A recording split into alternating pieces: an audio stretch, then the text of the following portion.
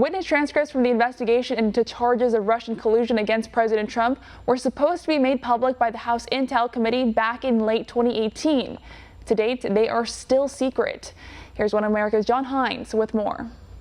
The top GOP member of the House Permanent Select Committee on Intelligence, Devin Nunes, is calling on Committee Chairman Adam Schiff for the immediate release of transcripts of some 50 witness interviews conducted during their investigation into allegations that President Trump had colluded with the Russian government to win the presidency. Well, I think it's pretty easy. The Democrats don't want these transcripts out because they're not good for them. Not good for them, even though when Nunes was chairman, the committee voted for the release of the transcripts more than 18 months ago. During that time, they have languished in the Office of the Director of National Intelligence, or ODNI, for a classification review, with subsequent instructions from Schiff that the transcripts were not to be released under any circumstances.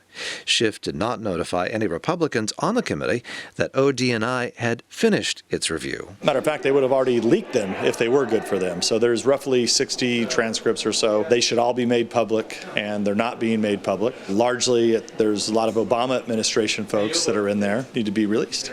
It definitely would create let's say, a starting point at which you have very well-known officials who then later said different things. Need to be released because the transcripts are from interviews with former Director of National Intelligence James Clapper and former Deputy Attorney General Sally Yates, in addition to Trump administration associates as well as campaign associates Roger Stone, Donald Trump Jr., Jared Kushner, Hope Hicks, and others. Important testimony that could provide crucial transparency into the Russian collusion investigation. I think the real use of them being out in the public is for full transparency, to let all the people that are out there that are following this case very closely to be able to compare what they said behind closed doors to what they had said both previously and, as I said earlier, what they've said since then. I think that would be of some value for the American people. The American people pay for us to be here.